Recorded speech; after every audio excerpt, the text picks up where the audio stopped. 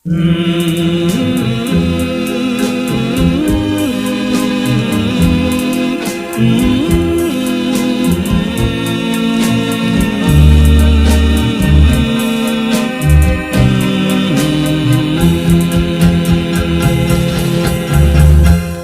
លេងចំរៀងមួយមើលណាឡៃចំរៀងច្រៀងថ្មីនឹងក្រោយបងអស់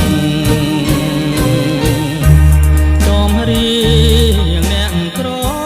ងស្នេហ៍ស្រណោស្ដាយចិនដែលស្មោស្ដាយឈ្មោះស្នេហា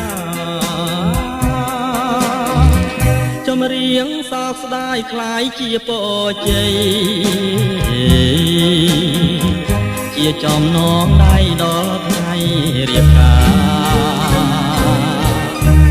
ច្រៀងរាប់ជាប់